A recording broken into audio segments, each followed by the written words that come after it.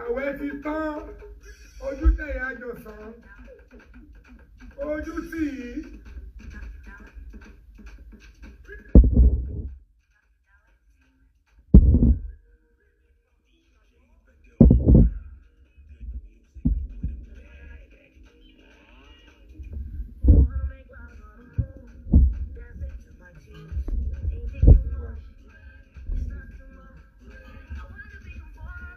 Come on, enjoy. You see? But you walk out,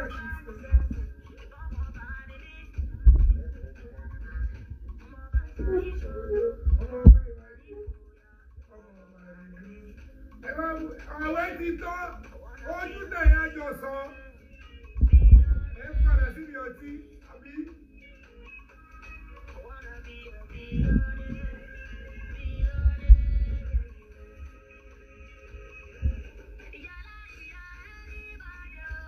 Anybody.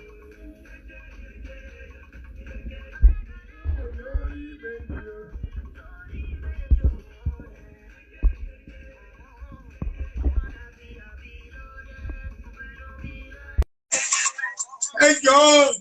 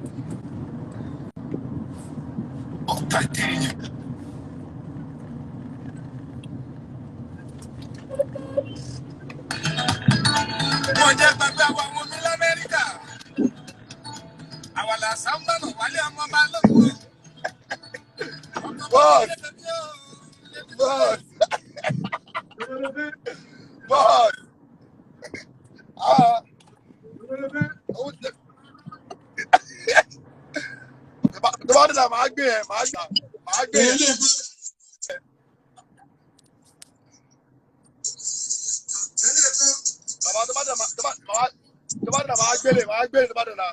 Ele. Mo ní mo fẹ́lẹ̀, ele, red wine mo fẹ́. Red wine. Put that flat.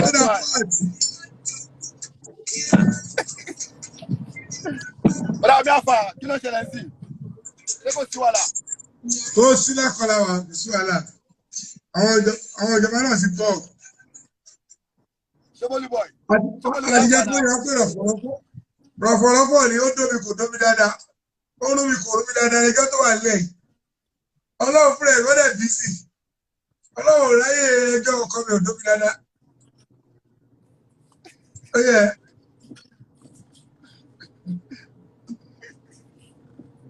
Èyí gẹ́gẹ́ lọ́kọ̀ Iyabo ìdí adé. Orí ìdíwọ̀ ẹ̀lẹ́gbìmọ̀. Ẹ̀tọ́rí ọlọ́run ẹ̀dàrà ọ̀pọ̀ mi o. Ọkọ̀ Iyabo tún sí dé. Sọ́mọ̀ pé naturally lẹ́gẹ́ sọ́mọ̀ pé kó ọmọ ẹ̀lẹ́yẹ jẹ naturally. Bàdá omi o. Gbogbo ẹ̀. Gbogbo ẹ̀. Ẹ mọ̀ pé mo ò fọ́ ọlọ́run. Kí ló fẹ́ fọ́?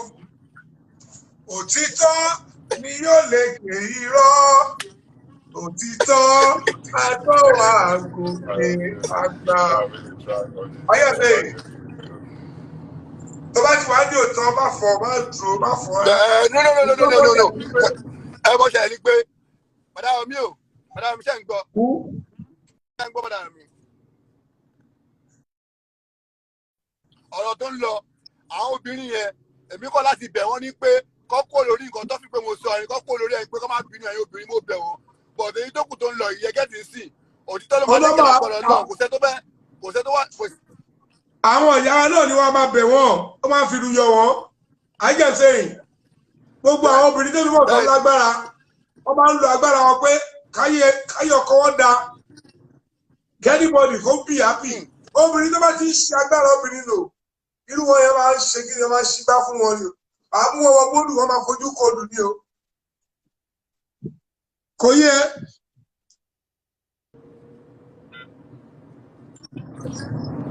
Màá jẹ́ kí irú wọn fojú kọlù pé agbára obìnrin wọ́n fi ń túlù ṣe ni, wọ́n fi ń túlé ṣe ni. Tó bá ti lóò lágbára obìnrin tó kàn máa wọlé kí ni oníṣẹ́ bá wà lọ́fẹ́ bá mi jẹ́ fẹ́ bá yíyan gbé. Ó dù ló máa fi kọ̀ ẹ́ aṣọ ya wèrè wọ́n ti lẹ̀. Bọ́bìnrin tẹ̀fà ìfẹ́ ò lè pé báwo lè kí ló fẹ́ fi. Bẹ́ẹ̀ni. Ó lè fojú kodù sọ agbára wo lóní. Ẹgbàá gbogbo ìṣẹ̀lẹ̀ o bàbá mi. Má gọ́ra ẹ̀ o. Wọ́n máa so ìbò. Ààrẹ ní ṣe kí ni? Àní ẹ̀kọ́ mọ̀ pé ó wà nílẹ̀. Ó yẹ.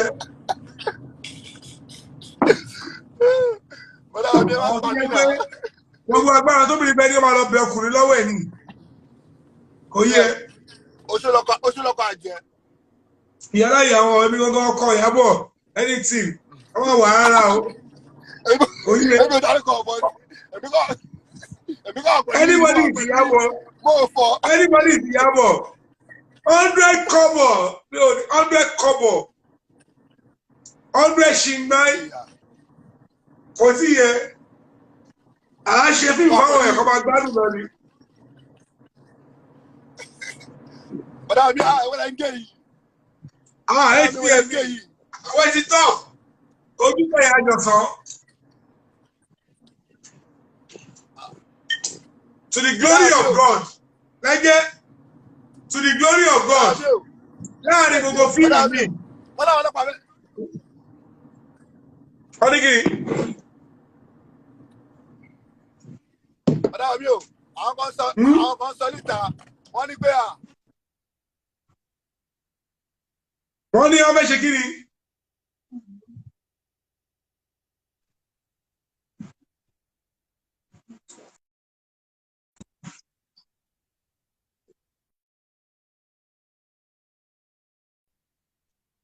Ọmọ ṣe kí ni?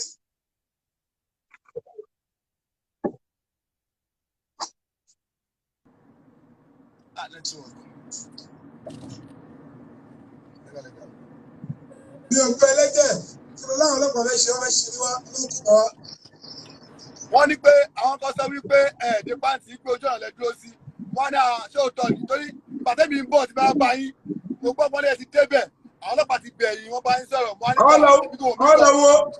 kọ́lọ̀ wo oríṣiríṣi live video wọ́n bá àwọn ní pàǹtí lẹ́gbẹ̀ẹ́ amótàn tí mo dúró di bí òye àwọn tó wà bẹ́ẹ̀ lọ jáde bá wà sọ̀rọ̀ olórí pátápátá number one gbogbo deputy commissioner of police igbákejì òye ọjọ́ sọ̀rọ̀ wọ́n lọ wọ́n èmi tó ń gbé wọn rìn ó tún gbé wọn ní òfin ó jẹ́ pé yíyọ pé ọba ẹgbẹ́ wọ́n sọ bẹ́ẹ̀. èmi owó ẹ̀gbẹ́ mímọ́ èmi ìmọ̀ gbà. wọ́n lè try gan. Bàbá kọ́ bá yé mi human rights ò kì í ṣe emotional rights. Human rights stand for the right of ẹni tẹ́ fẹ̀sùn kàn àtẹni tó fẹ̀sùn kàn yàn àtẹni tẹ́ rúpa àtọlọ́pàá right everybody ní human rights máa jà fún. Everybody must be treated with dignity and respect. Apá àbí débi wà nìyẹn. Ìyẹn ló máa yẹ kí peace wà ní gbogbo àgbáyé.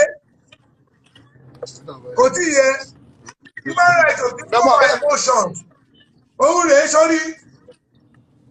Mo ti kọ́ fa wẹ́wẹ́ gbogbo alárí yẹn àrí fídíò yẹn. Kọ́ńtò lè fúnyàn ní ambassador. Ó yẹ pé ambassador pàyẹ́yẹ ambassador hùwẹ́yẹ ambassador bú sórí ẹ̀ ló fi ṣeré o. Èèyàn lè pa ambassador tèmi. Bọ́dà mi àbá ti bèrè ń bẹ̀rẹ̀ akọ lọ ìbádà mi ò àwọn ọjọ́ mo ń padà bọ́ sí fẹ́sẹ̀ píkì ẹ̀kọ́ mi báyìí mo ń padà bọ́ sí. Sáré pík MC Ice I see you my brother. Olóòtú orí ẹyọ tèmi owó ẹ tèmi dẹwà lórí ìlà yóò fọ bí àwọn ọmọ ìlú bí àpẹ wò as ẹfẹ gbé civil suit ẹ máa mọ ìyàtọ̀ Nigerian youth ẹ máa mọ ìyàtọ̀ ẹ tí wọn láti máa mọ ìyàtọ̀ nínú civil suit àti criminal suit any form of criminal proceeding ọlọ́pàá nìkan ló ní power láti charge sí court bọ ó jẹ̀bi lówó ó ṣe gbákan civil ni kó àfẹsẹ̀ ọ̀páyà fọlọ́pàá lẹ́ẹ̀kọ́ síbọ̀ tó kọ́ ọlọ́pàá mẹ́ ọlọ́pàá lè dá sí ó ṣe wà bí ó lè ṣe ogun ẹjọ́ ọ̀tọ́ kí má kó mi pa ó lè má gbà sáfíìsì ó dàbí ògbà fún pé ẹ tẹ̀sí lọ serve lórí social media you need to serve me first no case to answer ó dàbí àti jẹ́kẹ́ mọ̀ ọmọ amọ́ọ̀chì dé ìsìjọ́ tó post ẹ̀ síbẹ̀ kọ́ ọmọ́ọ̀chì tó ìsìjọ́ tó wá gbé wá fún mi. You are serving me on social media. Who be your lawyer? You don't spend your time on social media.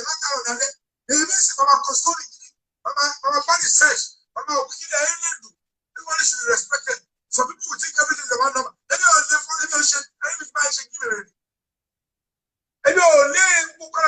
Social media.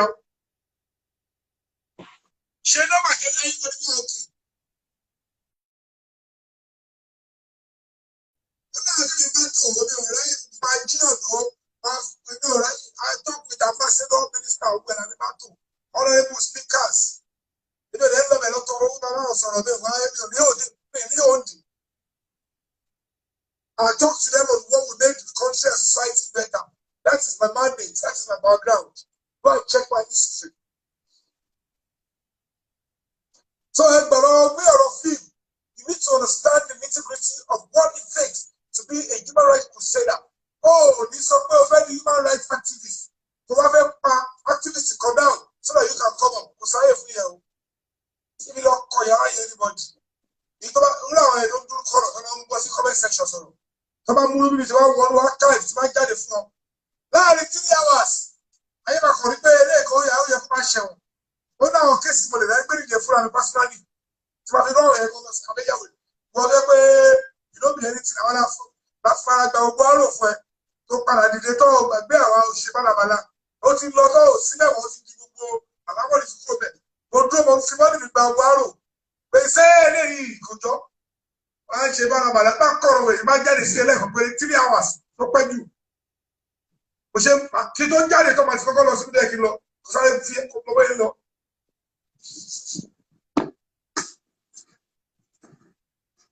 No case to answer. No case to answer. No reason, no arrest. No reason, no arrest. No paye, no paye.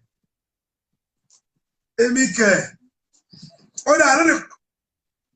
Anyway, because I don't know. Only social media, I don't know. Share balabala. Only social media, I don't share balabala. Right, we don't know.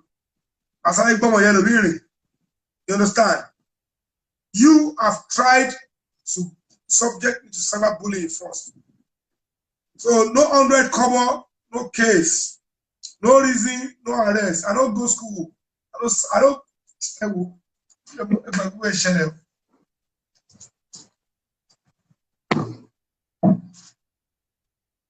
Bumi, I'll call you. I'll see your call. I'll call you shortly after this live broadcast. Ladies and gentlemen, I need to quickly reiterate and tell you my standpoint in case there are some people that are not understanding. Human rights is not about judging. Human rights is not about emotions. Human rights is about making every human being enjoy the reason why they are human beings. Whatever condition you find yourself, whatever status you find yourself, you have some privileges and rights. If you are a prisoner, if you have killed 100 people, human rights will tell you there are some privileges that you deserve. If you are traveling and the airline choose not to carry you after 2 hours of your takeoff time and they refuse to communicate, human rights says you have some privileges. If you are a suspect, anybody can become suspect. Human rights says there is that you deserve to benefit as a citizen, a suspect under the law. And if an adult is trying to explain to the world that this suspect, irrespective of whatever you know of sin, deserves fair hearing, deserves bail. If you turn around because you want to talk on social media and you think you can start labeling the person an apologist or a rapist, or you start coming up with some blackmail, it's not going to hold waters.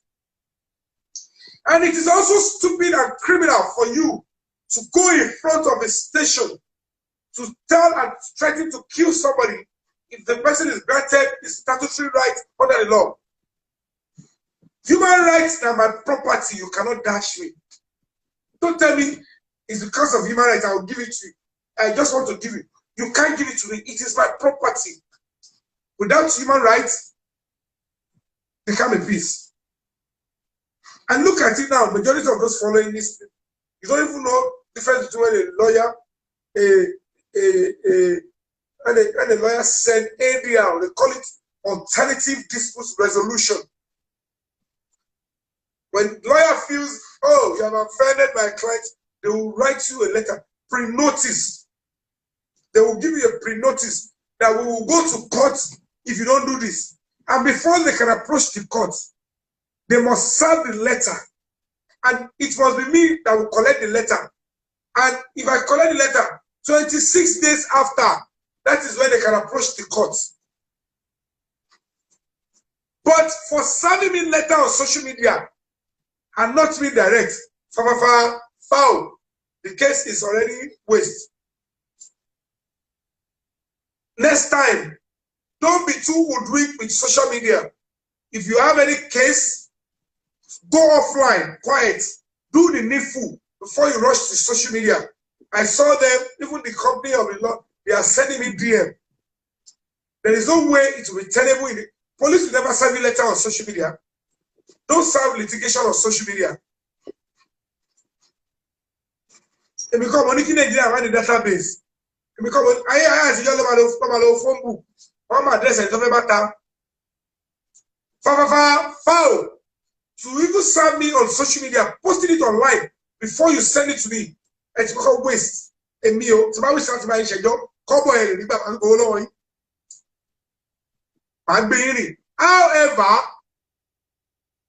However, if you are going to even proceed, you will need 36 days after you serve me letter, before you get me to court, before you take me to court. To bá tún wá dé court, adájọ́ máa bèrè lọ́wọ́ court bailiff, court registrar. They will look at the criminal face, they will look at show any case. You must bring evidence to show that I have actually damaged your reputation before they can even admit if you have a case to the court for the court to answer to you. If you write 100 million, I don't know 100 million. Nobody, nígbà tó bá sọ pé tó máa sọ because of 100 million I want. Our padà ẹ bá mi change it to 10 million. Ẹ bá mi change it to 15 million.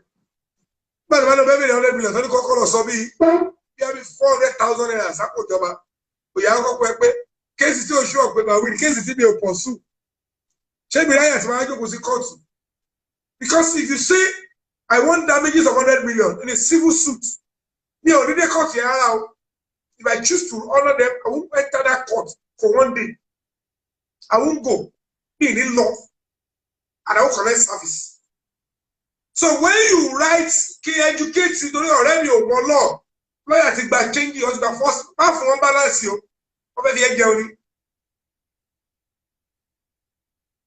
So when you serve that letter, so that's the 24 letter, after 26 days, the court will now accept. So that's the 100 million of every.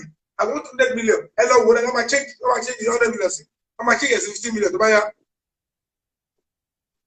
After the changes, whatever amount you put, you must pay to the court first. When you pay the amount, when you calculate it for you, go and pay the amount inside court. What is somewhere? Or have a sheriff of someone. Do you know his address? I don't know. Where do you know he lived before? Or we can serve him. You have any address. You'll be looking for me everywhere. Even if you see me paying me something like, I might not collect the letter. He will go back to the court. Judge, I saw him. He didn't collect service. The judge will say, wait for 26 days. Go back again second time. After that time, wait for 26 days. If he did not respond, go and paste alternative service. Then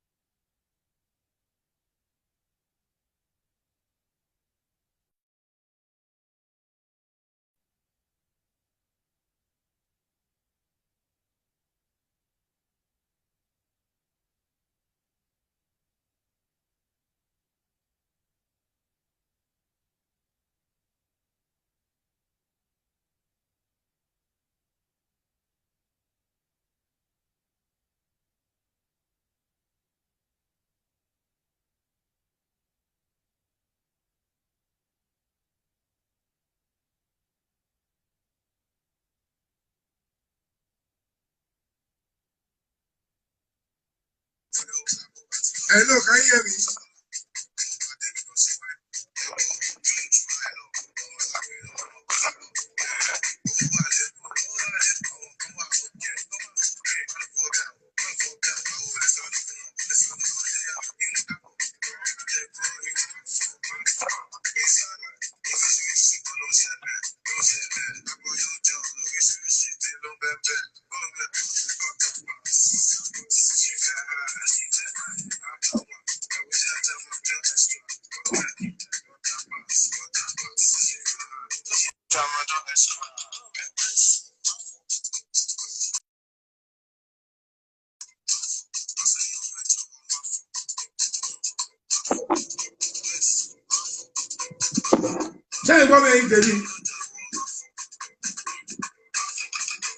To be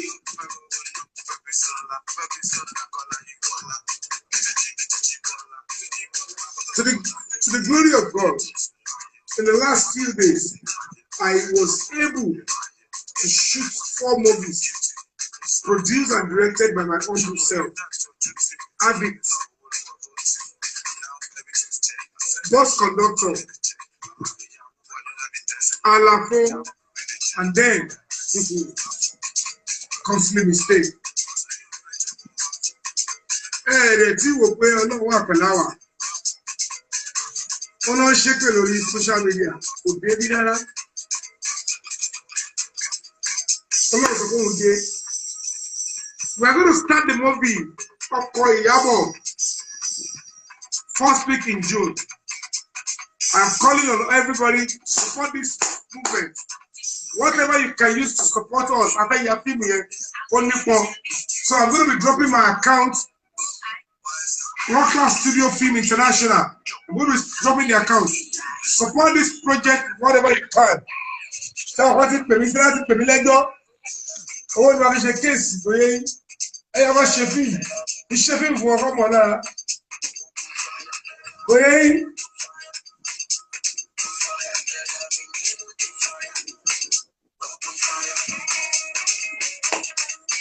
Today we're able to make our points clear.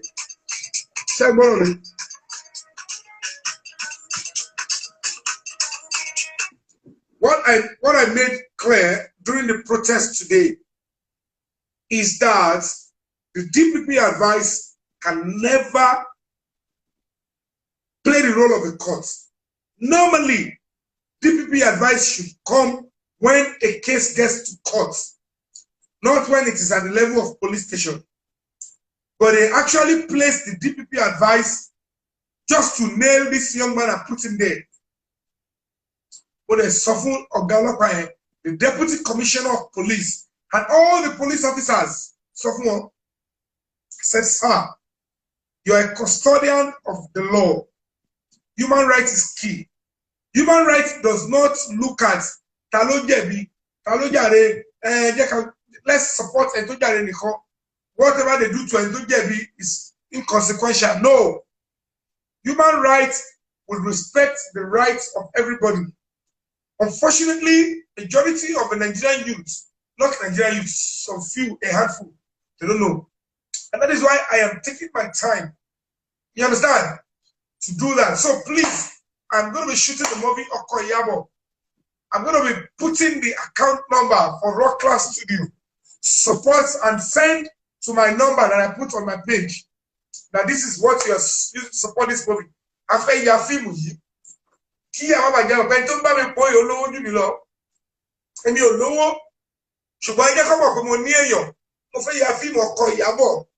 support me and the crew. Story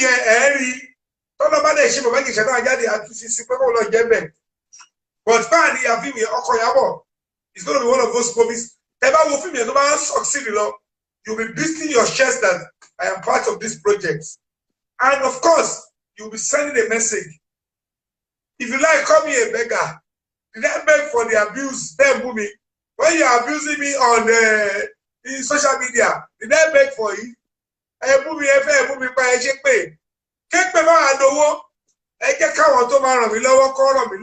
Send, support me. Send me money. Kobo 100 kobo. Kobo Rio de Bolobi. very weary. Tí bá gbá ẹ mú, ẹ̀jẹ̀ á gbẹ. Wanna secret? Wọ́n lè ń mọ̀ sá fún Iyabo pẹ̀lú Iyabo jẹ́ fi run ẹbí ìfẹ́ rú. Àwọn tó ń sá pé mọ̀ pé ọba wèrè yọ gbọ́ mi lébi tí mi ò ṣe. Don't try me. I jìnnà síra wa. But luckily or unfortunately, some of them will think, ẹ̀wọ̀ àti tó ń bá bọ̀ ti pẹ́. Ọlọ́dẹ nìkan ṣì wà lẹ́nu. Ẹni pé gbogbo life mi ìlé, I'm not chasing fame. I know they do fame. Call me anything. Please support. Let me look for the account and put it here.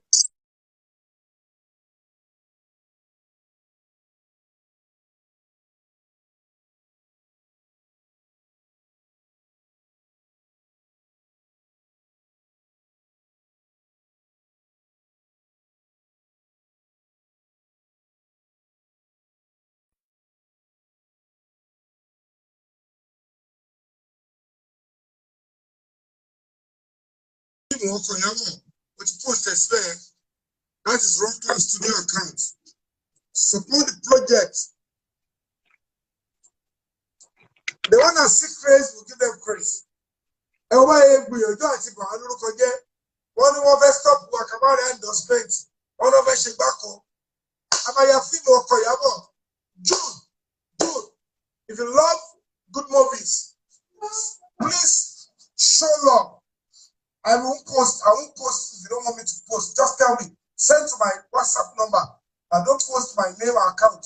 Don't post. Support this project. If you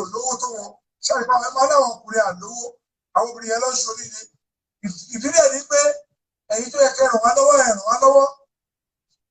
Missing, I take over pay, and let's support my child. I take you away, who is Taboshi, Condor of similar. Come on, if 100 couple. But what was 100 million? It's covered only on the cover by all. Hey, John, this number, you don't pay. When we post the account, or shall I show you that joy? Come post the account, fabiyi, beg money for movie or Iyabo. Nigerians who are on duty, the automatic back on the debt, right over, but like to solo me. Send 1,000, send 2,000, send 50 kobo. And support this movie. I need to pay the crew. I need to shoot the movie. I'm a live broadcast. And my film here, wow. For the first time, I sponsor a movie. Come on, get 1,000. You are the executive producer. Shareholder in that movie. Support in any way. The money is write any title. The family made for money to shoot the Iyabo. Our publicity.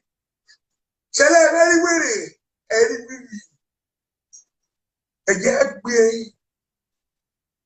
Come on. Show love.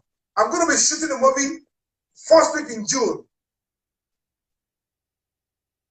Trust me. When you send money, send your confirmation to me WhatsApp. I will save your number until the beginning here. That project, Iyabo, will blow it out, will show it, until they be carefully. I'll bring it to London, to wherever you are, America. I will show it. Free. I'm going to show how you. This is a movie Nigerians used to prove that you don't do evil. You don't say a minimum toy. Any or no call later because my talent if you want to bring a colleague down or whatever. I'll shoot film. I'm a fear for you. I'm a stand by what is right. Even if somebody is about Gade, to my little fellow need depression, and he come by la call that turkey food, call that chicken food. Keep on anything. Show support. But poor one said the to do.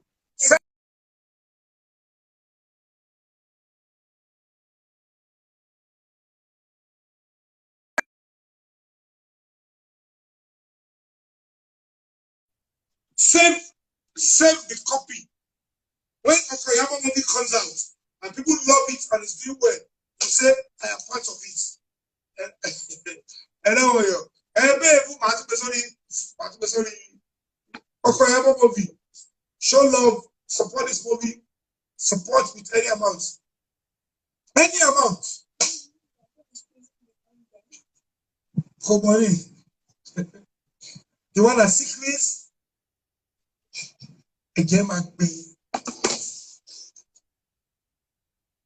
Èmi jẹ́jẹ́ ni mo jókòó mo kọ òyìnbó mi jẹ́jẹ́ dáàdi mi rán mi lọ skul mi bàtọ́ lè rán mi lọ mo dẹ̀ fi kọ òyìnbó kéèyàn kọ́ dẹ́ wù mí sòsò ẹ wo iye ìbú wọn Davido wọn tún pé wọn pa àwọn èèyàn attack Davido attack your family àṣẹ gbogbo yín mọ̀ mí tẹ́lẹ̀ ẹ̀ ń bímọ torí mi ìdílé ayé máa dé o ẹ mọ̀ pé bàbá yín wà ń bẹ̀ ẹ mọ̀ pé mo di bí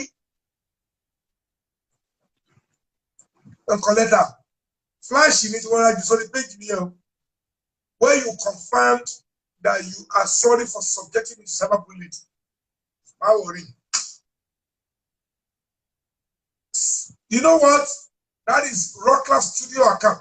Proof to the world. Even you can place it on your page. I am supporting Iyabo. Free. It's your movie. I am shooting it. First week in June. Next project is Iyabo. We're going to shoot it like I am blessed. Come location. That is the reply. We are with him.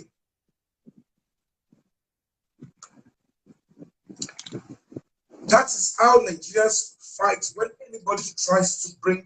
You don't do that.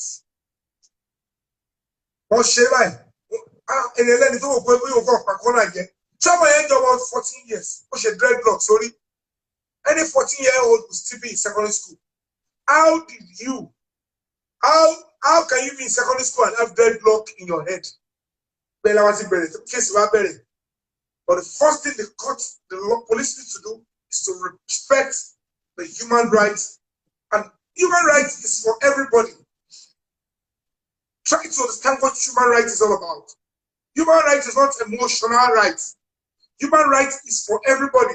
Whether you are a suspect, whether you are a convict, whether you are a lawyer, whether you are a only, whether you are whether you are the cleanest human being. Campus was it? Everybody has got one misdirection or the other. Color, any charity over ẹni tó lọ fẹ́ ṣe àwọn ní DSTV lọ́wọ́ kọ́ máa padà next 30 seconds ó kọ́ mẹ́sàn-án nípa kọ́nà jẹ with no intention to even rape or to have sex and they saw the pedophile. Pedophile does not look for adults that has already sense. They don't look for people that can question them. They look for children they can come with biscuits. Children they look for toys, not grown teenagers. They don't even know what.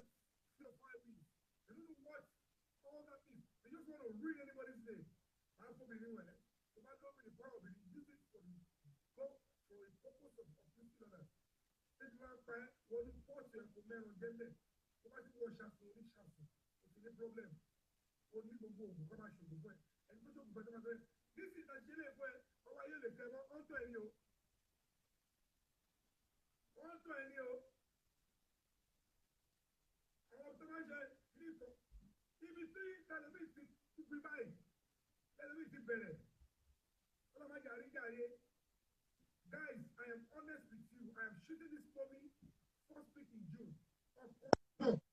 Thank you for support. I need it.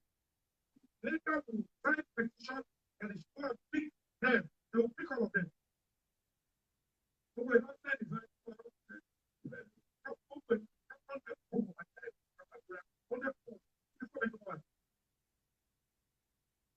educate yourself about the boy and everything simple and any criminal proceeding.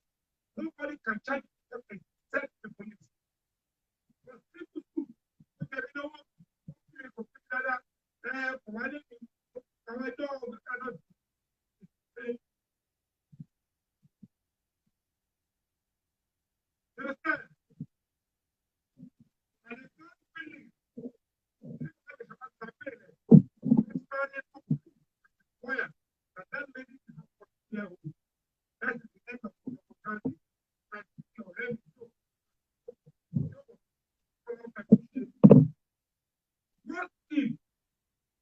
there was no sex at any 7 level? What if it was actually meant for black men? What would you jump for that? And then I feel So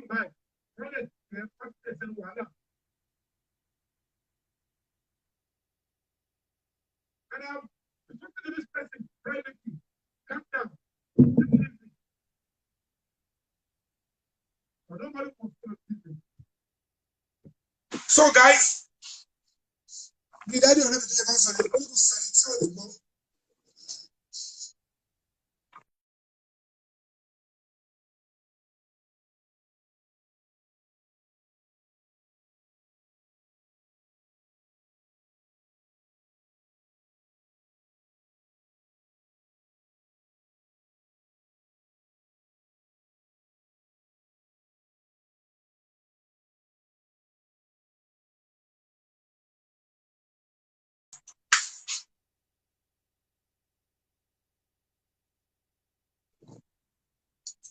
maybe already got to mind something.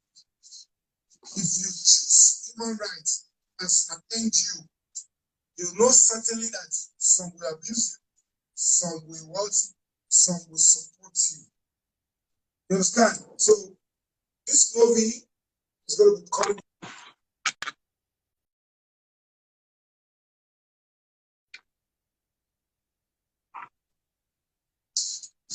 So when you legitimately look at that video, in my own personal opinion,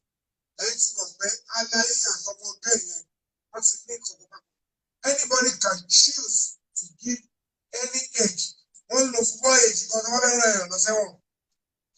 die jail, one slash in pala, just to send everybody to jail. That is the new normal. I am not going to accept it in this society.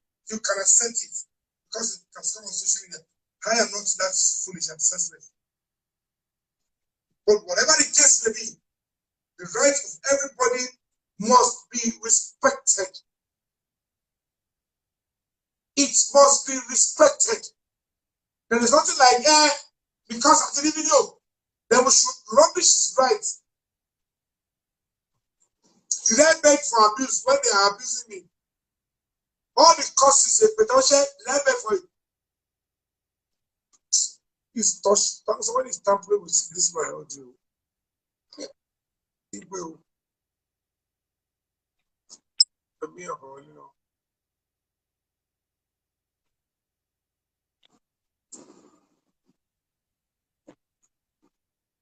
Guys, trust me, there is no case. I'm not going to. No, let her go. Hello, sir. Yes, sir. Say, Bobby. Attention, la dit ça, sir. Attention, ṣe wà pa. Àwa pa, sir. Ọlọ́run máa bless yín. Oye yín, sir. Àmín, sir. Ọlọ́run máa support yín because ní Ọ̀ṣun support you. But most people, they don't know anything. Nǹkan tó mọ̀ ni pé kọ́kọ́ wá sórí social media because èèyàn jẹ́ celeb. So wọn fọ̀rọ̀ lé òfin lọ́wọ́. Nǹkan táwọn kàn mọ̀ ni pé káwọn kan máa jablada because most of you, they don't have any brain. One. Exactly, my brother. Ọ̀tọ̀ ni pé social media kó máa ṣe pé wèrè. So most of you don't ṣe yẹn. Wọ́n sọ pé do ẹlẹ́sìn àbáláyé lèmi. So most of you they are saying that kí náà kọ́ wọ́n church wọn ní time láti lọ law Nigeria. So because ẹ pé èèyàn rape or something video kò rape that ọmọ tó ń sọ ọmọ ẹ is not 14 years ọmọ ẹ kì í ṣe 14 years so ẹ wá pa ẹ. Alàgbà bàbá mi gbogbo àtọ. Yes sir, yes sir. Lábẹ́ bó tilẹ̀ wù kó rí èmi sọ fún yín even the complainant kò fìgbà kan sọ wípé maybe before bàtà pariwo rẹ́pò wípé ẹni ìbá ọmọ ìsù 7 years ago ó ní kọ́kọ́rọ́ ló ti bọ́ǹdì which of course cannot be connected to gbogbo nǹkan tó tò sílẹ̀ as trap. Exactly. Because ọmọ yẹn there is no way the girl will say ó bá òun sùn.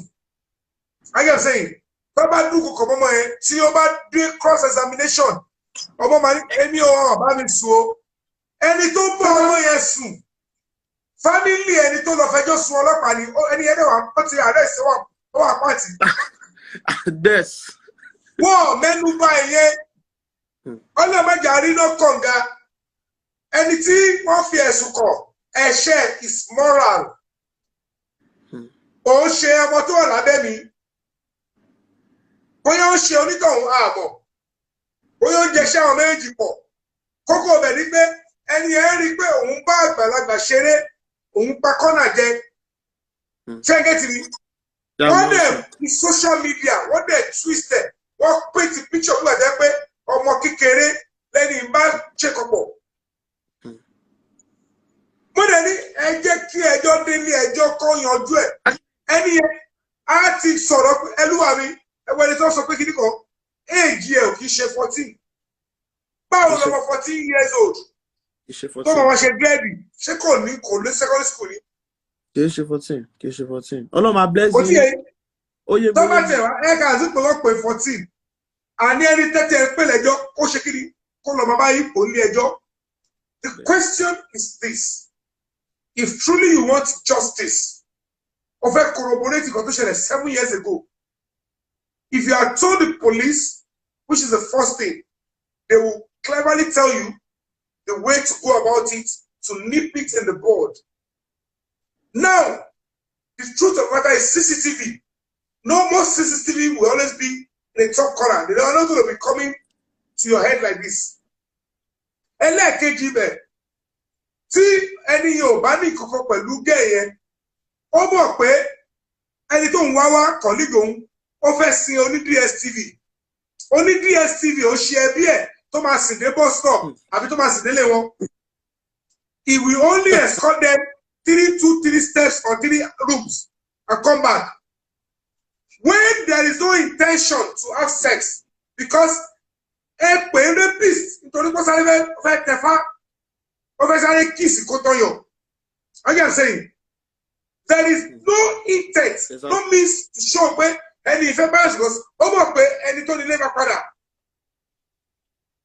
Àwọn tó sì lọ ṣe close relatives wọ́n ṣe ẹni tó yẹ pé ó máa sì dé bus stop kó tó wọ mọ́tò àwọn ọmọ yìí fix DSTV lé ẹ máa sì wọ́n dé bus stop kó tó wọ mọ́tò ṣe wájú ó yẹ ní DSTV ó dàbọ̀ wá ṣe wà ní padà bọ́ lé. Ayé òbí so ẹni yẹn ó mọ̀ pé ẹni tó nílé ń padà bọ̀ tí ó bá dẹ̀ sí ìkọ̀kọ̀ láàrin òun àti gẹ̀yẹ wọn ò ní sáré bára wọn ṣe níbẹ̀ yẹn. Exactly. Ọmọ yẹn tó ń dìbò ọmọ tí ìwọ sọ fún wa pé ó rí ó pọ̀ gbùrùrù òun náà ló ń dìbò yàn ló ń bọ́ ṣọ́ọ̀ṣì ló lọ síbi ilẹ̀kùn ló ń wọlé gbogbo yẹn tó bá pé 14 years ó máa jẹ̀bi gbogbo yẹn pé 24 ó máa jẹ̀bi. Exactly. Ìwọ̀n tẹ̀mí sọ ní pé don't engage the Nigerian public in fabrication. We want to stand by genuine cases and seek justice by genuine cases. Set up is criminal. To be set up, tí ìjọba ò bá bọ̀ sí, ó máa padà. There is no way in the law the police can confirm your intention, your true intention, when you set up without the authority knowing. Set up can be in form of a blackmail. So how will they know? Adájọ́ òun ló máa dájọ́ lórí ẹ pé ó yẹ nǹkan tó lọ ṣe wáyé o. Mo mọ nǹkan tó wà nú ẹ nígbà tí nǹkan tó ṣẹlẹ̀ ní 7 years ago. Oh, fún wa any proof. Gbádùn mi.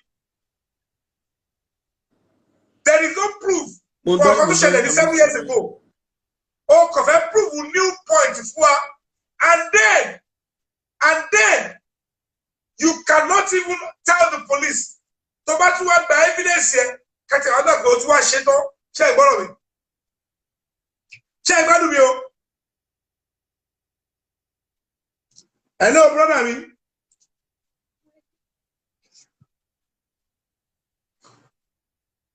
Hello.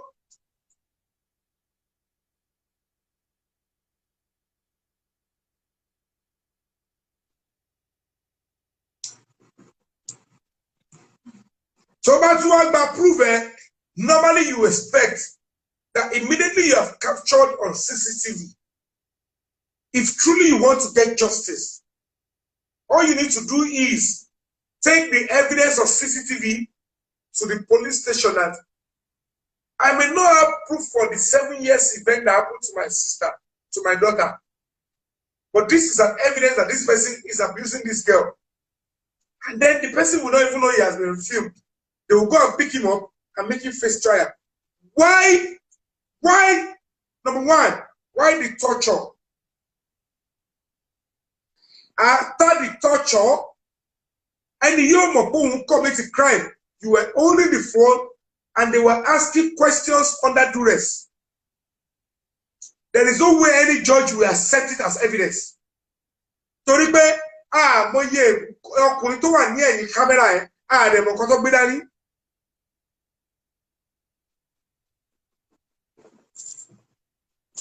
So if your brain is not working, if you're not ready to think, allow the proceeding to think for you. Don't condemn people because it is social media. Everything done on social media can never hold ground. That is my personal opinion. I have never said, don't take it to court. And you learn more. Then rapist. And you know, learn pedophile at the same time. When you don't know the psychological impact and procedure of a pedophile, just because you are always thinking, if you play the gender card, am I lawyer or say, oh, kaka go on social media. Fair way in Nigeria. The Oyibo come allow set on your. It's pure nonsense. Allow genuine victims to be able to express themselves. Because the party, if you know, the set up better, you will ruin and you will kill genuine victims from talking. And you'll be on the power. This is the kind of people that want people to the rape victim to talk. When some of you will be there to use rape to bring somebody down, because I didn't want to priority sort of cover against you. False allegation is a criminal offense. And one of pussy. And one you have to arrange for you and no problem. We want a just and fair society. We are not going to keep quiet. We want genuine cases. The masses of Nigeria will want to stand behind genuine cases.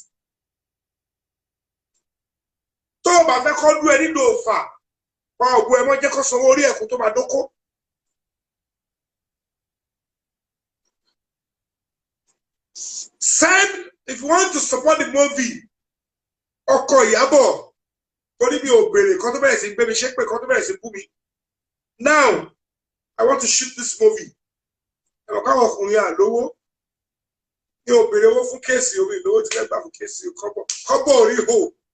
Under Kobo, the Gabalomi. Kobo, no fit, movie cover for that, still on Kuran. Kobo, you, Temakulebaku. I need money to shoot that movie. I need money to shoot the movie. So, support. I can get some sponsor, but I need more money. I need more money. But it needs sponsor. But I need more money to shoot it in a big way, so that one more way, and you long belly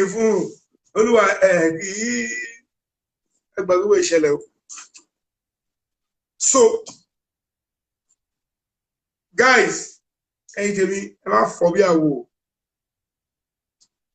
don't follow all this social media stuff. If you want to talk on social media, go and keep yourself offline. So that when you want to talk online, you talk intelligently. Human rights is not a biased procedure. Human rights does not look who is a victim. I will stand by victim. I will neglect the oppressor. Human rights is a balanced idea. Everybody must be accorded their rights under the law. You will say because you're 40, a human rights activist will not look at you. Can I monitor and can see sharp? No, human rights will stand and defend that person. So if you don't know what human rights is all about, shut up and go and keep yourself. Everybody must have at least an iota of human rights protection in them. You will say because he is a prisoner, I will go to prison and defend even the worst prisoner. Tell about human rights and no prison. So a lot of people do not know what human rights is all about. You know America. America ma kelewon. ẹni tó ló pa èèyàn 40 tó yìnbọn ẹni tí Amẹ́ríkà wọn máa kẹ wọn máa fún lóúnjẹ láàárọ̀ wọn á ṣe gbogbo ẹ̀ wọn á fi sínú àrùn court wọn á tún bèrè ṣó máa mú mi ẹ fẹ́ lè sọ pé kó ń gbẹgbẹ ẹni tó pa èèyàn 40 tó ló wá court kó ń gbẹgbẹ kú because you will not understand that you are not an animal.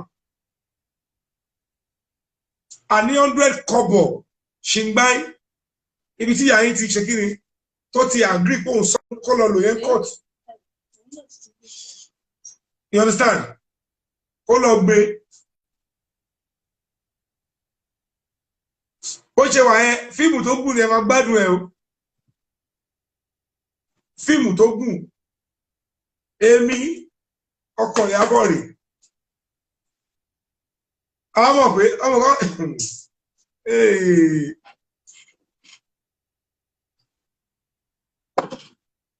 So guys, we're shooting the movie Oko Iyabo in the next 2 weeks.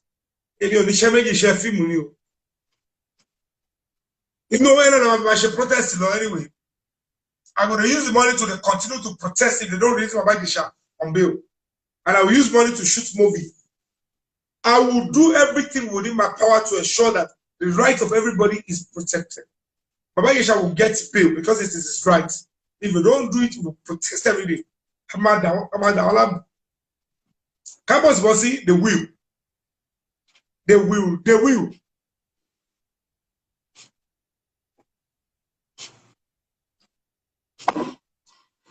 And of course, you see the difference between Nigerians to one diaspora and Nigeria.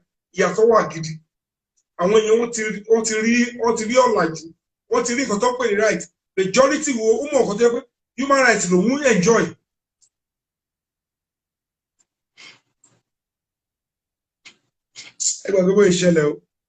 Want to change the title also the beggar. When they are cursing me, they are abusing me. What name did you give to them? Baby, Egbagbogbo ìṣẹ̀lẹ̀ o. Ẹ̀yin tèmi, ọlọ, fáwọn àṣìkiri, má tẹ̀lé nu o. Egbagbogbo.